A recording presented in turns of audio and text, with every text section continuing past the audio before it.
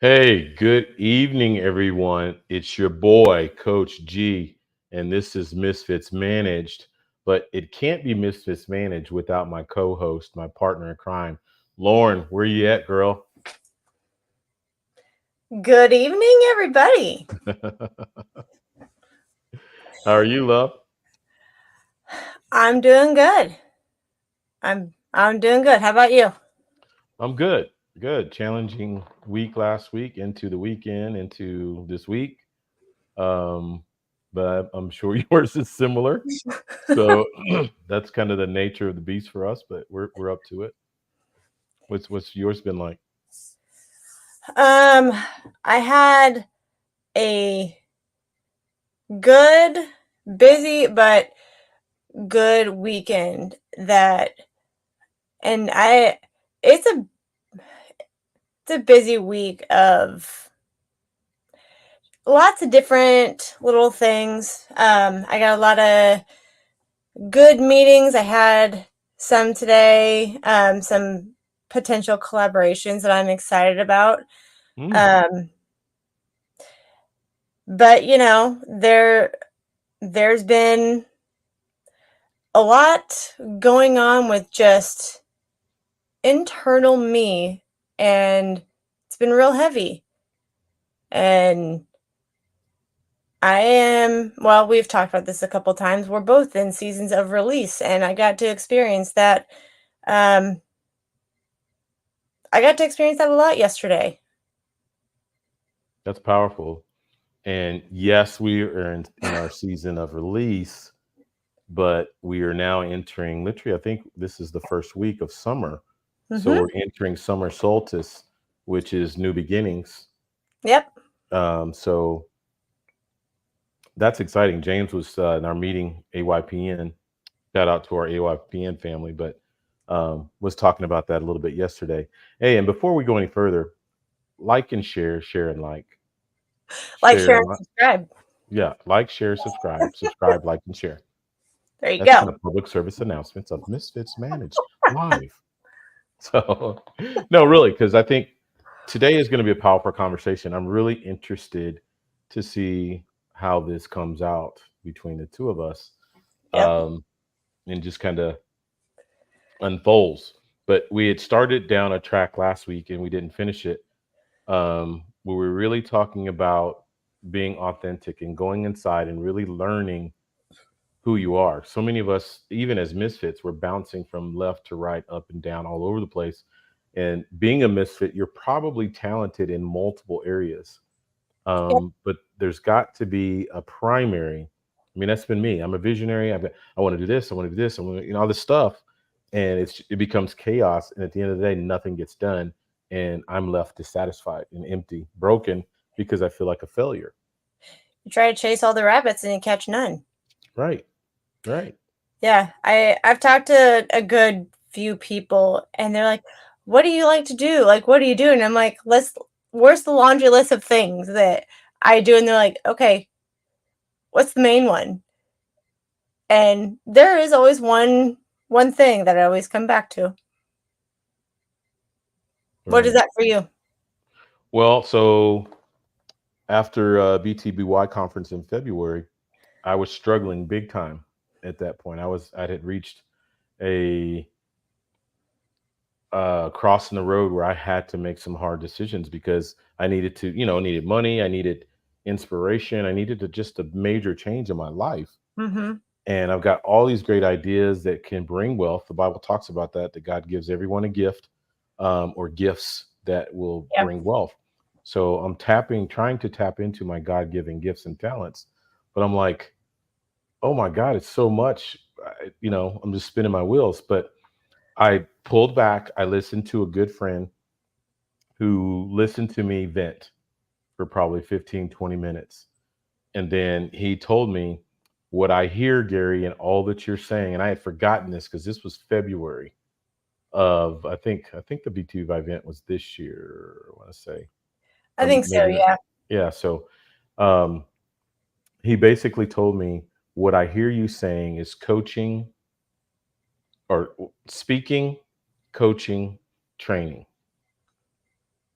I talked about being a basketball coach. I talked about financial services business. I talked about speaking, training people, physically in basketball, training people in life, all these different things Yep. that are all great. But what he honed it down to speaking, coaching, training, which in essence are all one thing. Yep. So three forms or three heads. Oh, wow, three. Father, Son, Holy Spirit. Look at that. Ooh, Hmm. shocking. Yeah. So that now has been refined even more, which I'm going to touch on more later in our discussion. But Okay. I think what formed this discussion, we kind of got to go. I'm a root cause guy. All right. And I think when you address a problem, an issue, situation, you can't just deal with the current situation because it's destined to repeat itself. So, for our audience, one thing I would encourage you to do is always learn to deal with the root cause of an issue. The Bible talks about the law first mentioned, or going back to the original situation. So, if Mark would, if just play this clip for us, and this will really prompt some discussion for us. You're not horny, you actually just need a hug.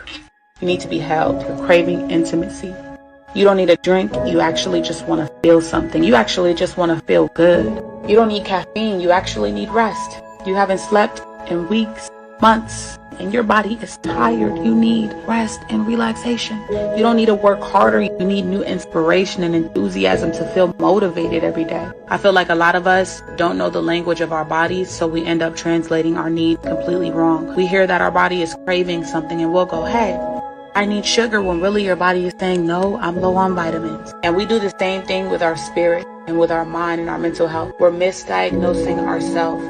Listen to your body and pay attention to it. Don't listen to your craving. Listen to your need, because that's what you actually are searching for. Mm, powerful, powerful. What comes up for you? Um, Probably the fact that we always, as imperfect human beings, want to numb everything when we stop numbing things and get to your root cause, um, we get where we need to start going. Hmm. And I did a podcast on my other one long ago, and it was somebody that I highly respect, and she said, you got to get to know what your true baseline is. Right. Or true self. And she was talking about like physical symptoms because she had Mm, like open heart surgery. She figured out that she had a leak in her heart somewhere, I think. wow. Um, but she talked about how do we how do we know where we need to go if we don't know what our baseline is? Hmm. And that can be absolutely true as well for you, and honestly any aspect of life. You have to know at the core, at your bones, nobody else, you and God, who are you? Mm, And then you go from there, and you base those roots. Makes me think of a palm tree. Palm trees in hurricanes can bend so extremely far over, but their roots are so deep they bounce back up.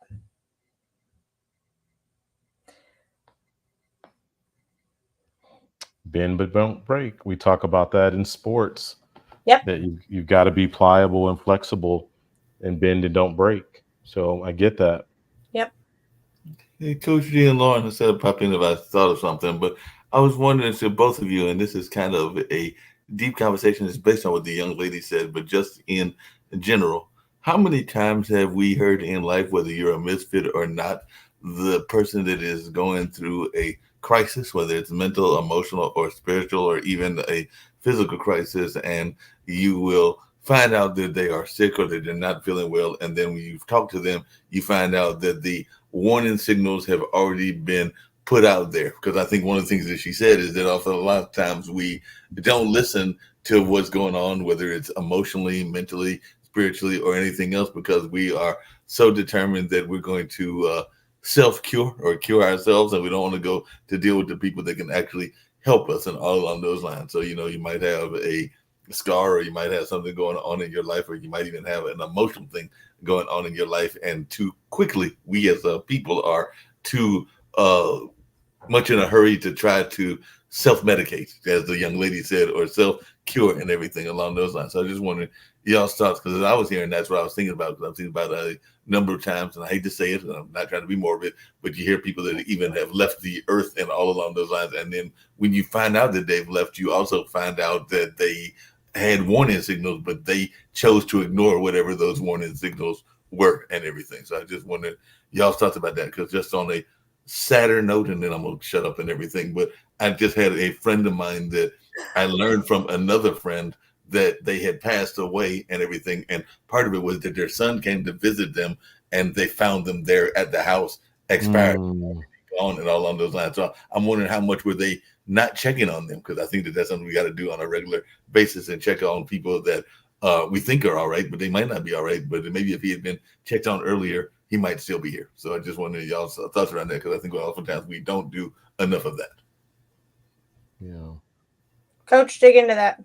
Well, sadness and brokenheartedness, I mean, is, I would say, a big cause of, especially in the elderly people. Mm-hmm. I watched my parents, and when my dad passed, after I think it was 55 years of marriage, the fire in my mom, the warrior, this lady warrior who taught Coach G to be the warrior, that fire was gone because she, had me, had, other people, but she missed her mate.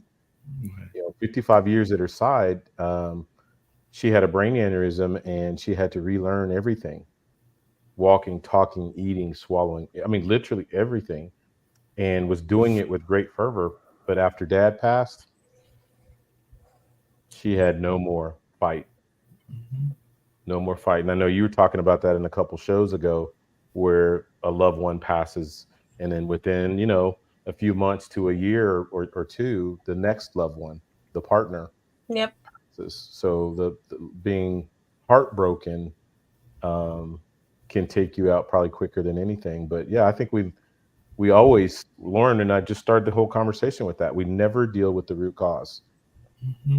especially, and I won't say never, because I'd say in our society, in America, because East, they specialize in dealing with the root cause. There's a problem or you have symptoms of something, they go immediately to what's the root cause to Mm-hmm. address Yep. it.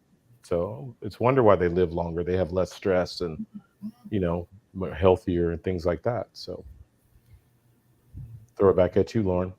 Yeah. And then when you're done, I want to break down this video. All right. Um, I think there's been a lot of times in the past, and I'm talking about like beginning of like decades and decades ago, that people had to be strong for other people. They had to, like, just in the time it was in the country or the world, they had to be strong for Baby, people. baby boomer generation. Right. Um and they're, I think it's developed so much throughout the generations of, this is what people want to be. This is what people want to work for. And if you didn't have the choice or the chance, or you didn't think you had the choice or the chance to be what you wanted, you found alternative means to make yourself feel better, whatever that looked like.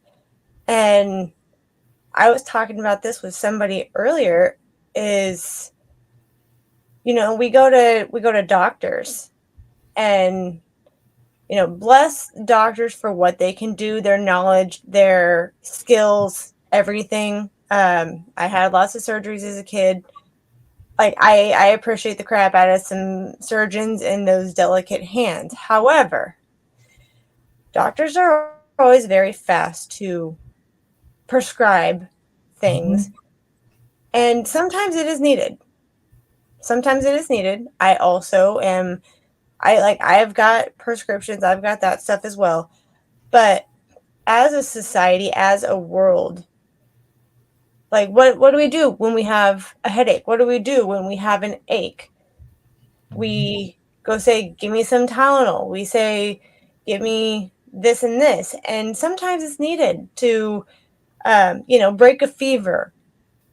But when your body is doing all of that stuff, what is your body telling you when it has a fever? It's telling you it has an infection, right? Infection, right? White blood cell counts are high. Right.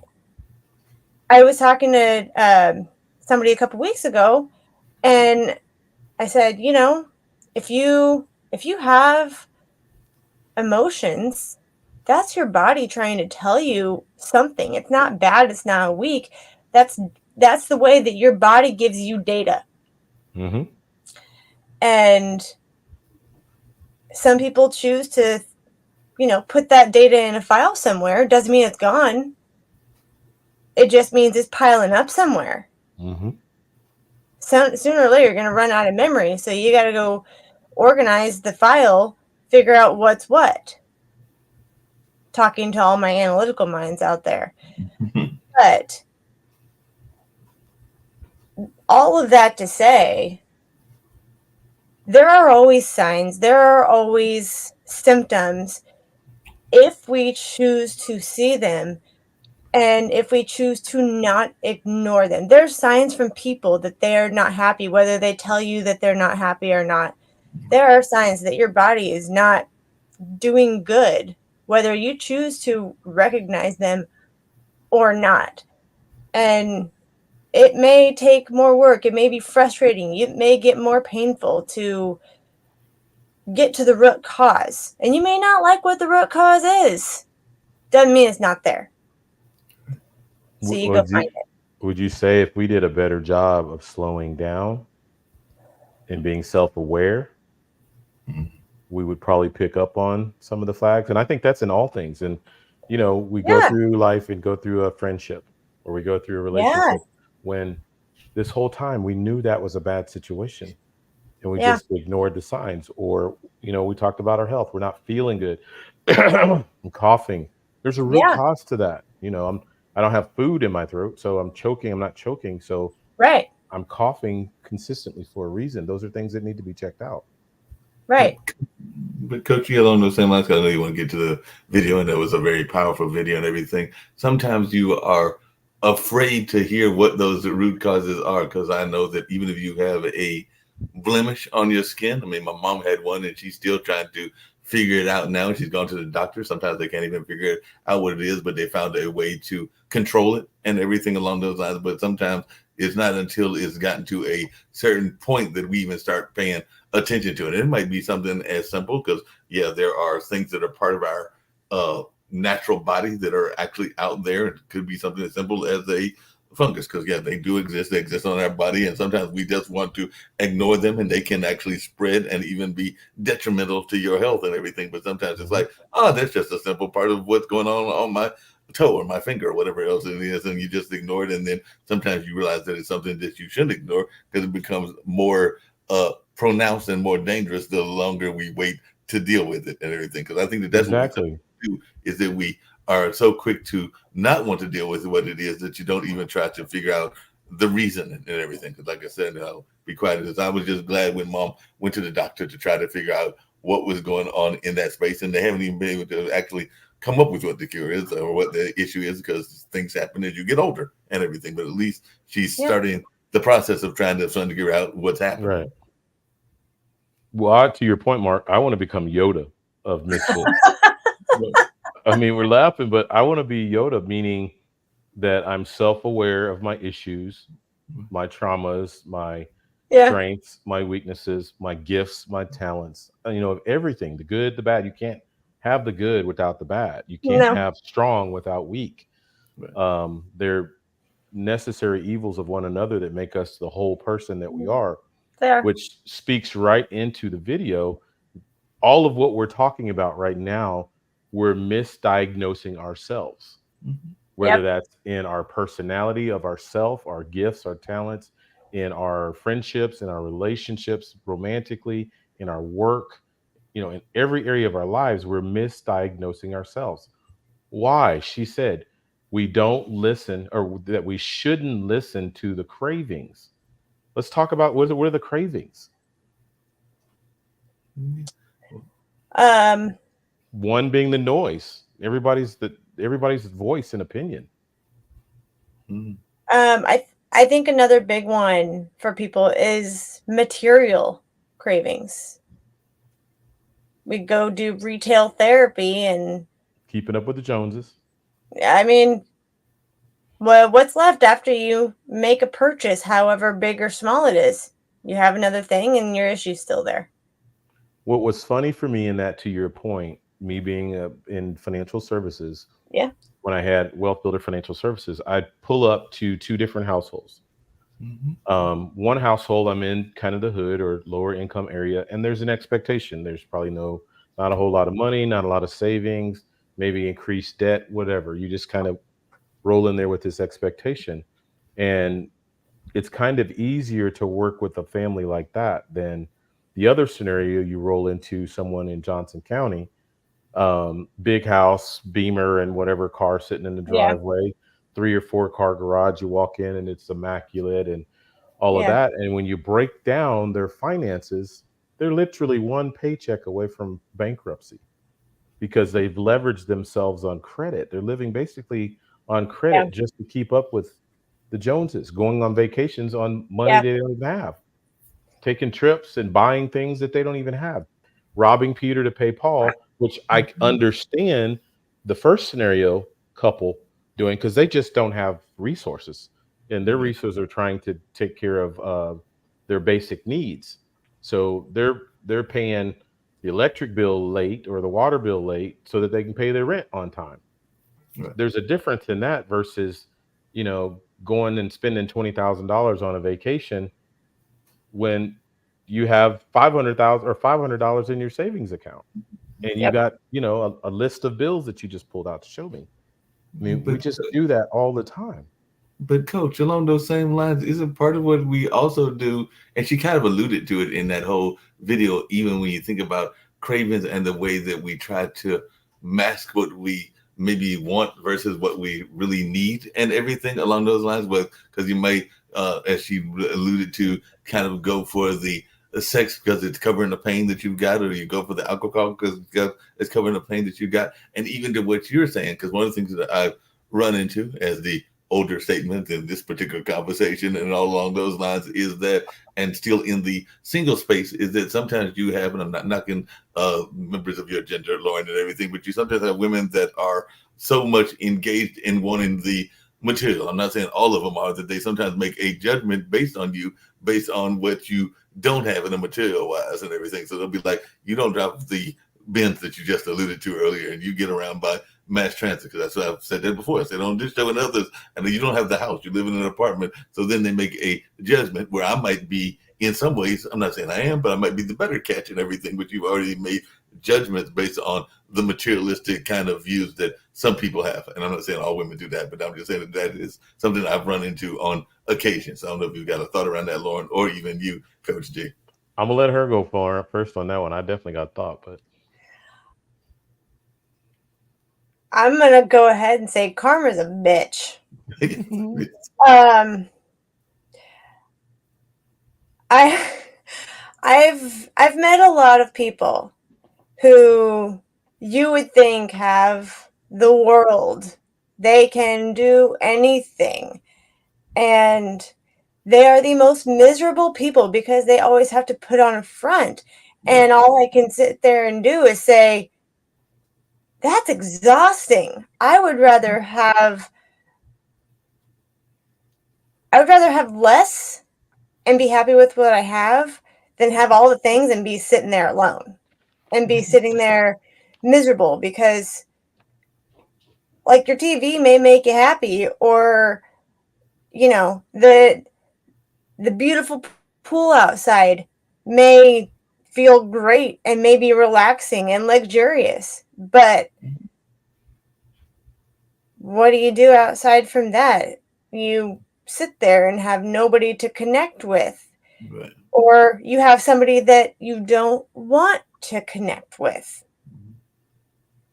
And I'd say looks are very deceiving, and you get past the outer facade and you figure out who you really have. It may look a lot different than you think. Yeah, I agree with you and everything along those lines. I think Coach just stepped away, and I hope he'll come back and give his thoughts as well. But even because I know before we started, you had those two lovely young men in your life and everything in the room and everything. And I sometimes don't, even though I don't have any, I sometimes one thing that I regret among our young people is that I wish that they would be more engaged, kind of like what Coach G has said. Because sometimes when I get frustrated, is I get frustrated when I see young people that are too engaged. I'm not saying anything wrong with technology, because we're using technology now, but they're so engaged in the technology and the social media release, and even kind of what she was talking about, addictions and everything, and they're not going out and actually enjoying the fresh grass. And I know that I need to get out there. Now it's 100 degrees. I might not go out today because it was 100 degrees and everything, but still getting out there and enjoying the atmosphere and enjoying some of the things that can give us release and give us a sense of a connection to the greater world, not just other humans, but even other parts of nature and other people that are sharing this lovely planet with us and everything. So I don't know if you guys thoughts on that or on the women thing, because I just see your back. So Well, I guess my spin on what you said earlier, Lauren, is again, I want to be the Yoda of Misfits. I'm learning. I just it feels so good to learn and evolve, because that used to be me, that I'm like, oh man, I got to do this and I got to do that and I got to have these things to attract. When I got divorced, I'm thinking I haven't dated since I was 16. Got married at 18, 19. So I've been married all of my adult life. So going into the dating space, I'm like, oh my God, women want this and they want all this stuff. But after going through breakup, I realized it's time for me to evolve and become an emotionally intelligent man. And those are things now when I meet a woman, and I'm listening, and those are the things that she's throwing out. Those are the things she's looking for. I'm like, oh no, because I'll never be able to satisfy her. Even if I had some big bank account, it's always going to be about that and not about me. Women always want men to choose them, but what's wrong with a man wanting to be chosen too? Women want men to pursue them, as we should. I mean, that's biblical. But also, a man deserves to be pursued as well. And I'm not saying, I'm not all for, in today's world, women are so aggressive chasing a man. That's not my thing. That's not my jam. But I'm just saying, let him know that you value him. He's important too. I mean, I think it just goes both ways. So an emotionally intelligent man won't put up with that woman in today's time. Love languages right there. Know your love languages. Yep. Know what yours is and know what the opposite person's is. You just said it. That's not listening to a craving. Yep. That's listening to a need. So she said in the video, you're not horny. You need a hug. You're craving intimacy. How many of us would have had that feeling and misdiagnosed it and said, oh my God, I'm horny. I got to go have sex and sleep with someone. Yep. And that's not even what your body was craving. You needed human contact that could have been a simple hug or a handshake, because you're craving human touch, intimacy. and sometimes it's not even that, because sometimes you have that craving, and I think that's what you kind of alluded to, because sometimes you rush into the And we can maybe get a little X here. They think, but you rushed into the whole notion of wanting the immediate sex, but there's also people that have that craving so much and that desire so much that they will rush to get a image, whether that's an AI image or a pornographic image and everything, and that's not even really satisfying the desire that you have, because really, if you're doing it in a magazine version or a video version, or even if you're doing it with AI and everything, how much of that is really going to give you that connection that you claim that you want? Because really all you're doing is, and I'm not knocking it because everybody does it to some degree, but you're kind of self-satisfying and all along those lines. I'm just being honest. I'm like, did he just say that live? Yes, I did. Okay, and we don't need caffeine, she says. That was a pretty good pivot, wasn't it? No, but that's real talk, Mark. That's funny as I don't know, I'm man. just being real talk to her, but it's the Hey, same thing. you're But juicy on that's here, really man. what she said, even about the drinks and the alcohol. Because a lot of times people are wanting whatever that provides. It might even be the boost and everything, because that is really what caffeine and alcohol sometimes provide. But it can also be to mask something that you don't want to deal with. I mean, those friends of mine, I have not gone through that experience, but those friends of mine that have gone through, I think you said you had, I'm not sure, maybe both of you did, but they've gone through the 12-step program. They talk about that notion of masking it with something, and sometimes you might even substitute mask, because I do know people that have gone into either NA or AA, and they will even admit that then they have become addicted to fast food, or they become addicted to something else. So sometimes there's this notion of we haven't even dealt with the root cause, which is kind of what she was talking about, and we substitute one addiction for another. Because I've seen many people, including those that have gone through the 12-step program, and then you see them, let's just say they're going through NA, and which is Narcotics Anonymous, and they turn around and they're drinking up like a six-pack of Coors and everything. I mean, what have they done? They just switched from one to the other. They haven't dealt with the core issue of what was causing them to want to mask the pain in some kind of way. Right. Well, Lauren, you take this one. I'm gonna throw it at you because this we've talked about like the physical body and maybe our feelings and lust or desires, so to speak, to kind of stay in Mark's vein. But what about you don't need to work harder? How many of us, I mean, especially in American society, we can't fill our calendar up enough. We work so hard, we want to work harder, when in reality, all you need is some enthusiasm, some motivation, and some inspiration to do things that feed your soul. If we're doing work that feeds our soul, number one, we probably do it without even getting paid, even though I know we got to make a living, but we would do things, if we did things that fed our soul, would we be so busy? Would we need to work harder? I think there's something, and this kind of goes along the lines of evolving as you are, and Yoda, Yoda, what we, baby. what we were talking about last week with the seasons, and new things are going to come along, and you're going to fall in love with those new things, whether they be people, activities, groups, new skills, whatever they are. And you have to roll with it, because usually your past experiences, from what I've found with myself, and I think you have, Coach G, is your past experiences build a lot on each other. And you just start using them. You're like, oh, I can use this for this. And you start making those connections, but you start finding new things that light you up in each season. I was laughing so hard earlier. Somebody was asking me about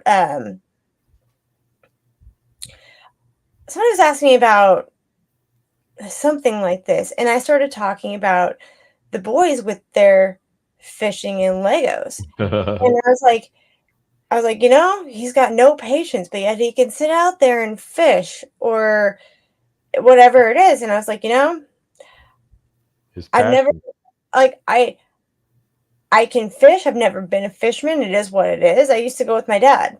But I highly enjoy going out and just hanging out with him while he's fishing. And I love watching him have fun with it. I don't really care much about the fishing, but I love to be out there with him. And I'm like, where the heck did this come from? Mm. Or Cooper, Legos are what they are, whatever. They're another toy and you can make some cool stuff out of them. But as he started getting into them, I found that I enjoyed doing them with him because it was time with him, and it was some time to be in the creative space, and it was his creative space. And I'm like, well, where the heck did this come from? Mm. I don't really care about Legos, but it's this new season for me to where I am taking very much of an interest and enjoying doing what my kids do, as well as the things that I like to do. But new things have come up starting to, light me up. Yeah, okay. So I want to usher you down a path, if I There may. we go. Okay. I think a couple things here. So the beauty of a child, the Bible talks about childlike faith, but the Yeah. beauty of a child that knows what he or she likes and doesn't misdiagnose anything. Yeah. They focus on their needs, not their cravings. And at some point as we grow up, we switch those two. Yep. But I think that is one point. Then the second powerful, even more powerful point is I want you to say it because you just walked it out. And then I want you to speak into your situation. Is something has to happen to get from point A to point B for those new things inside of us. You referenced new things, new exciting things, but something has to happen before we even realize those new things are there. Are you talking about releasing and making space for the new things? What? What? What? Really? The power of release. What has that done for you? The power of release is letting go of past trauma, fears, doubts, unbelief, failures, weaknesses, versions of oneself, thoughts and ideas from the outside, thoughts and ideas from the inside, releasing them and literally letting them go. It's almost like you're writing an obituary to all of that stuff. Oh, Lordy. Yes, I'm in a vein right now. So, Lauren, real time, real talk. Talk about your release and what came from that. So,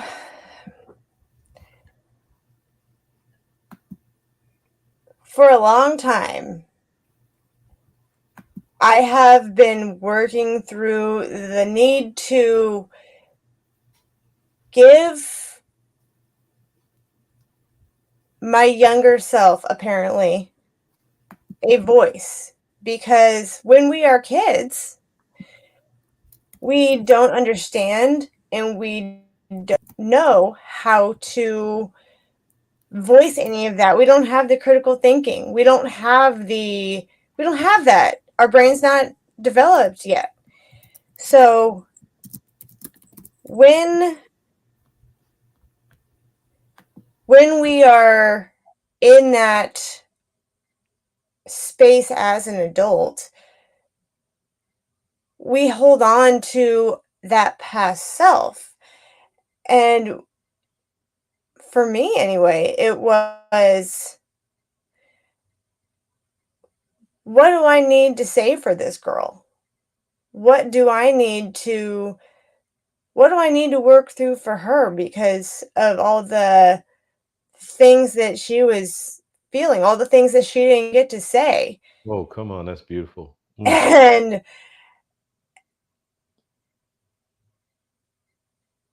I it was a I felt so bad for her and probably a little bit angry that she didn't get, she couldn't speak up for herself. Mm, She didn't know how. right. It wasn't even safe to. It wasn't safe to. And honestly, I didn't even know what the heck she wanted to say until a couple of years ago, and I'm 30s. And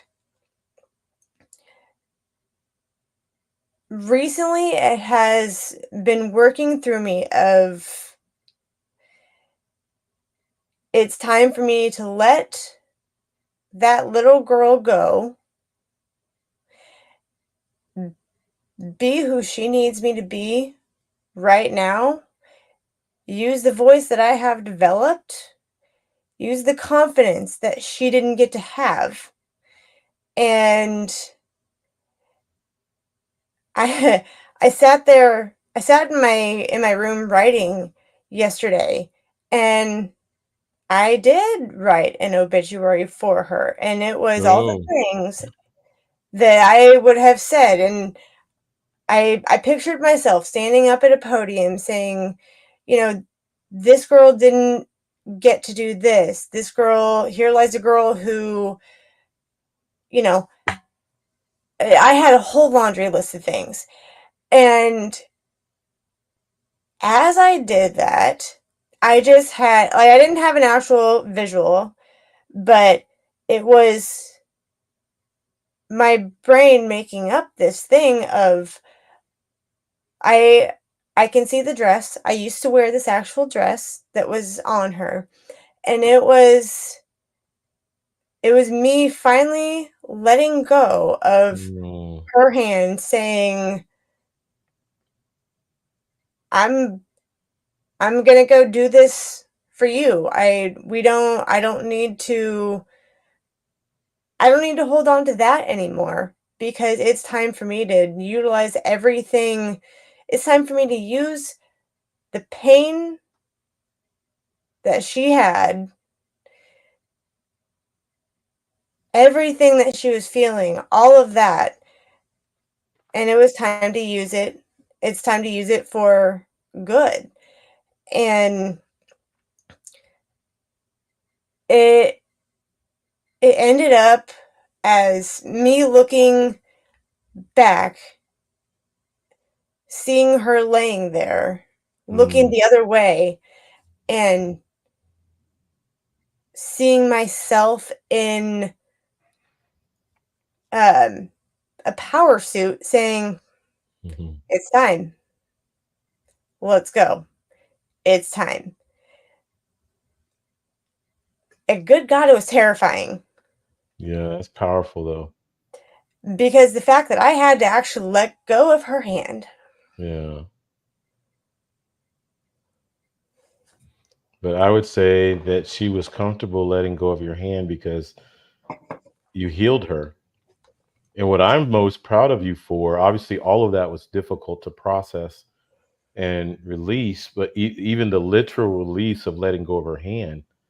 But I think what I'm the most proud of you are is you didn't misdiagnose yourself. You didn't look at the recent symptoms, what we've been talking about all night. You went Yep. back to the root cause, the little girl who's been screaming, yelling for attention to have her voice be heard and to be seen. And you went back and healed her. So you're gonna love this piece. I didn't tell you this. Um, Come on, make it juicy.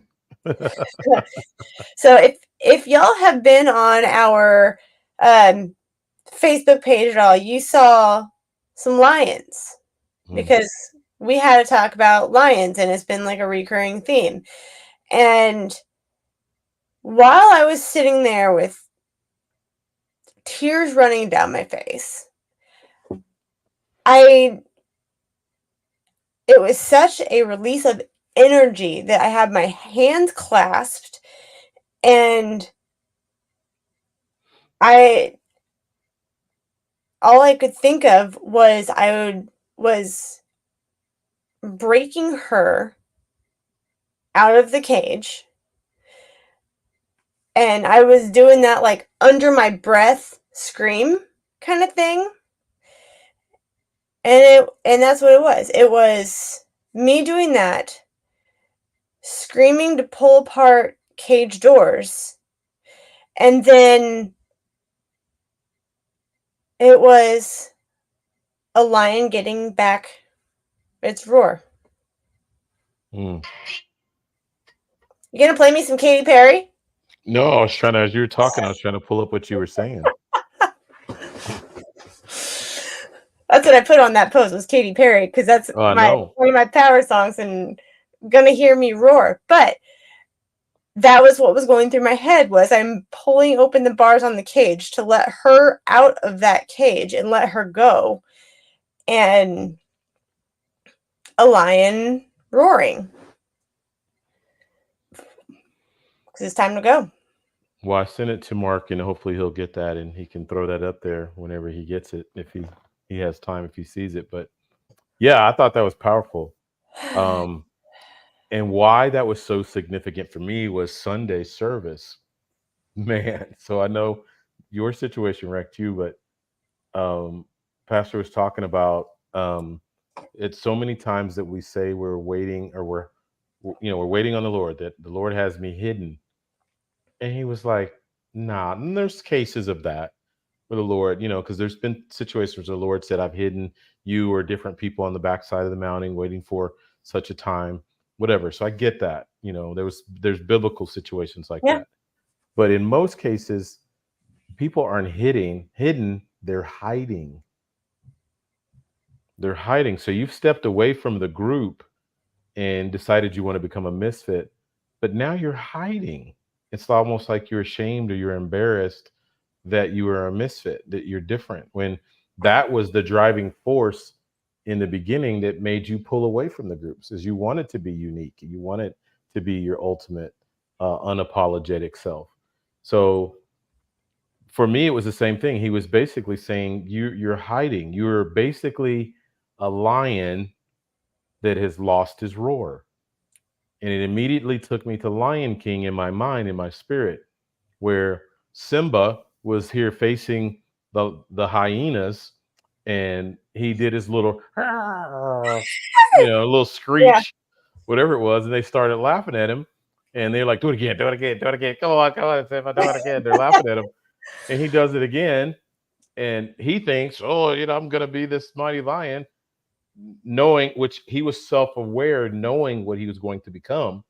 Yeah. So in that space in his mind, he felt, if I just roar again, I am going to sound like the mighty lion that I'm going to become. But you had to start somewhere. So he did it again, and they crack up. They're going crazy again, and they're like, come on, Simba, do it one more time, do it one more time." But this time, without Simba even knowing, or even the hyenas knowing, Mufasa pops up on the scene, the dad, or in our space would be the Lord, or whoever, our father, husband, or boy, wife, whatever narrative needs to fit your situation. And they roar, Mufasa roars, and it scares the living daylights. I mean, it paralyzes them, and they run off in fear when they come to themselves, because now Mufasa is on the scene. And I'm like, that's how I've been living my life, post trauma, because it's all new. This is a new Yep. identity, and Yep. that's scary. I'm not taking anything away from that. That's scary. As you just talked about, that processing of the separation of the old and the new, that's scary and it's painful, Yeah. but it's a necessary evil. Um, Pain lets us know we're still alive. Pain lets us know that we're still growing. And when we learn to embrace pain, greatness always comes from pain. Good things always come from pain. The best things in our lives are on the backside of pain. When we learn to really embrace that, and know that good things are coming outside of pain, if I just endure, if I just hold on, my breakthrough is coming through. So, uh, uh, man, it just blows my mind yet again how in sync that we are, because that is a person, that's the Yoda that I was talking about. That's a person that's not listening to their cravings. They're listening to their needs. They're not misdiagnosing themselves. They're going to the root cause of the situation. The power of that is you've spent a lifetime building a house on lies. When you go to the root cause of that situation, and which is the foundation, and Yep. you address the foundation of the house, what happens to the house when you break that foundation? The whole house falls. That whole house of lies falls. Look at this. Oh, This is there Mark. it is. This dude is just insane, y'all. Yeah. Oh, There's did it the have a line. sound to it? I'll see if I can get the sound to it as well. That's what I was trying to download with the sound, but it looks like it came down as a picture, unfortunately, and not the other version. But Okay, that's all right. Lauren so eloquently spoke into it, but yeah, that's that lion that has lost its roar, and it's time for Misfits to get their roar back. yeah, definitely got to get that roar back and everything. I did have to tease you, Lauren, about something, and it actually comes back to a family situation because as you were talking about your son and his notion of fishing and everything, it comes back to the misfits and how misfits are sometimes involved in the parental conversation and all along those lines. Because you're talking about the Legos and how you had gotten involved in the Legos, and one of the things that I sometimes tease my dad about, and he's a well-known artist here in this area and everything, is that me and my younger brother, who are now middle-aged men ourselves and everything, we are convinced to this day that when Dad got the train set, it really wasn't for us. It was for him because every time I turned around, he was playing with the train set more than we were as young kids and everything. So I'm thinking those Lego sets and that fishing might not really be as much for your two sons as it is for you because you're probably over there playing with it as is your husband and everything. Because I'm going like, wait a minute, I remember this story because I remember when we were young people, probably around well, Malik's 7 years younger than me, so I might have been around 12 and he might have been around 5. I just remember we had this lovely train set and everything, but every time I turned around, Dad was playing with the train. We never hardly played with the train at all. Yes and no. Yeah.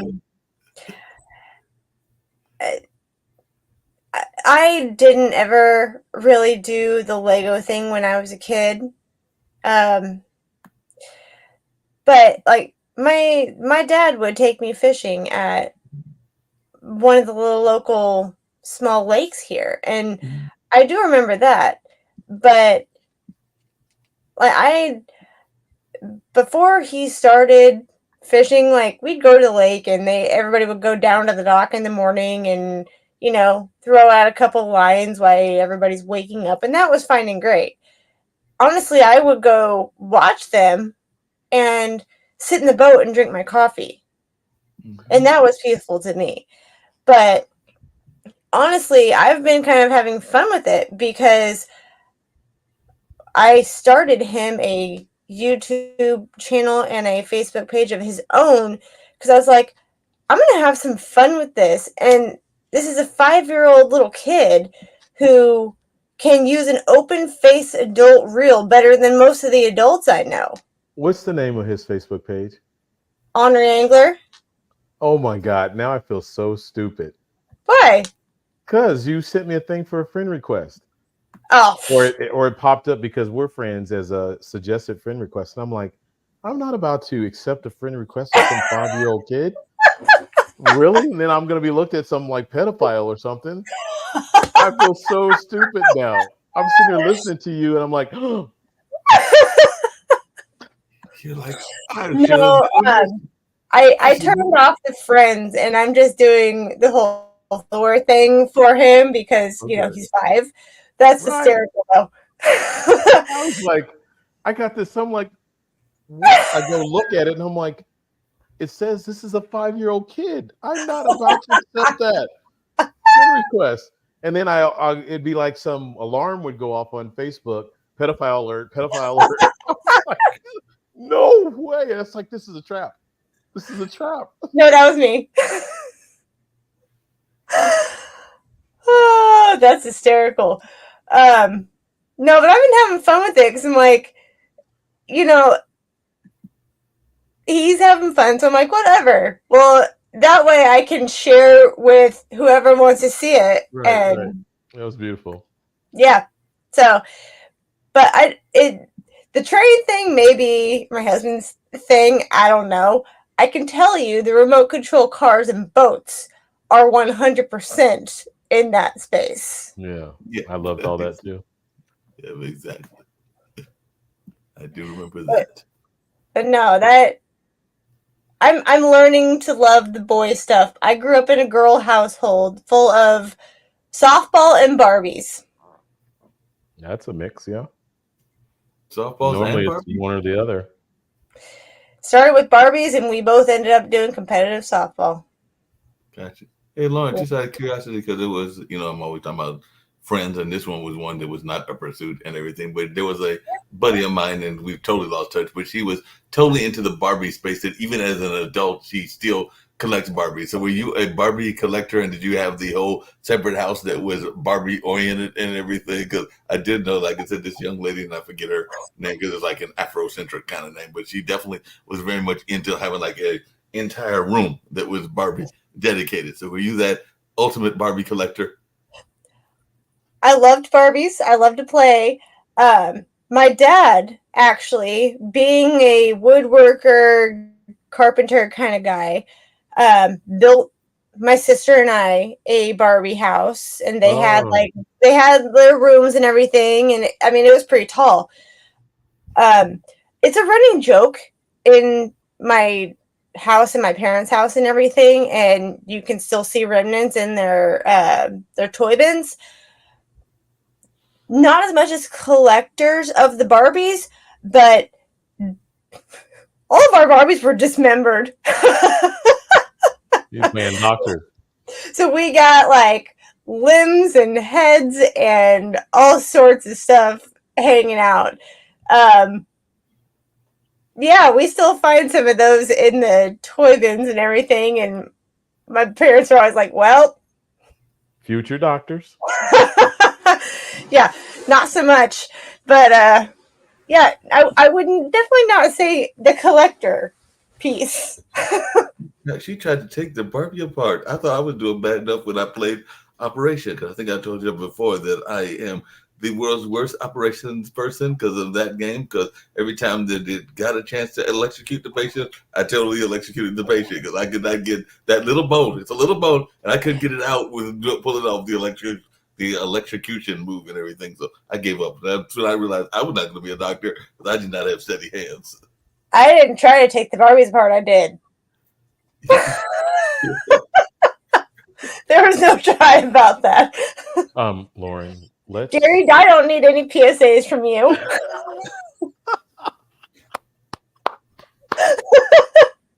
I was trying to throw some counseling in there and like Lauren, what is the root cause of this behavior?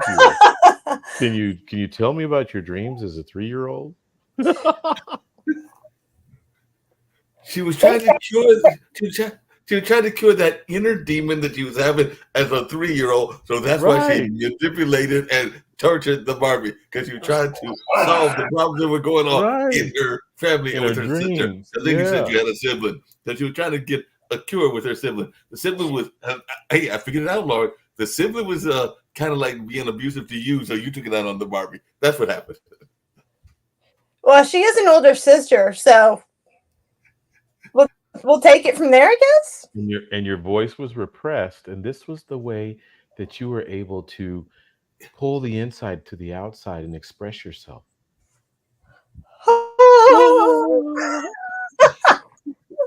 Okay, that'll be $1,000 check, please. Wait a that, minute, Coach. that was free advice right there. You didn't tell me. Wait a minute, Coach. You told me we were going to charge you $2,000. I'm upset. Oh You would yeah, not agree. she's my co-host, my partner. I was giving her a discount. Oh, okay. I'll still split my part with you. Okay, fair enough. Oh yeah, Lauren, we didn't let you know about that. Sorry. I'm about to slam the virtual door on y'all. Man, what a good show. And it's awesome because that was heavy. That That was was a heavy. that was a heavy discussion that I thought was really powerful, but it's awesome that we can end it, all three of us cracking up like this. It's fun. Yeah. So, but again, this just shows the power of release. This shows the power of release. If we step away from fear long enough to allow release to take its course, the fear will self will I can't talk. the fear will subside, and let the courage and the bravery in you step to the forefront, and let the process of release take its place. The beauty of that is now all this creativity, this open space for new things. Absolutely. Man, I love release. Yeah, release is great. We all gotta have that release, and it doesn't need to be manufactured release, which is what the young lady was talking about. So it's gonna actually be true release, but not the manufactured release and all in that space. So it's okay with you. I actually have a new PSA. So if y'all are ready to walk out the door, it's actually about an organization in Maryland, and I might play one about abuse as well. But a friend of mine sent me one because it is about African Americans in technology. So it's actually about a Blacks in Technology organization, and it's actually done using something that we were talking about. Because if I remember correctly, I think it's got some animation on it because she is also in the AI space as well. And then I might play one around mental health, but it's all right with you two ladies. We'll go out with what's in Blacks in Technology and the mental health. We two ladies? What? I was messing with you. We'll see if we can get that. This is your boy. Let me get big screen here. This is your boy, Coach G. You know, I'm just giving you a hard time. That's why I did that. I know. But it was okay. Lauren, it wasn't that funny. Lauren, it wasn't that funny. Yeah. It wasn't that funny. Yeah, we were having fun there. Anyway, this is your boy, Coach G. That was another powerful show of Misfits Managed. Lauren, you take us out. Last words. The power of release lets you be you. I think that's it. Mm-hmm. We out. We out.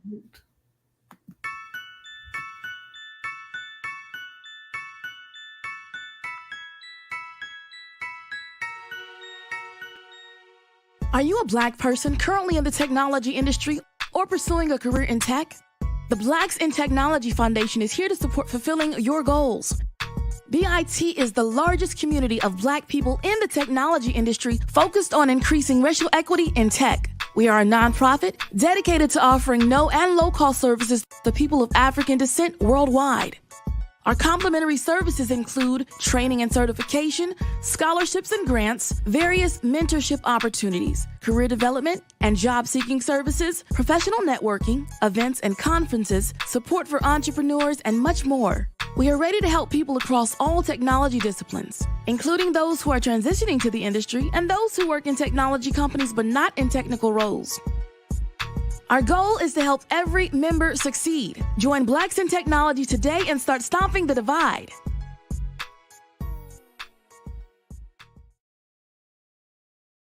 I just need to be left alone right now, man. No, Cam. I think the problem is that you've been left alone way too much.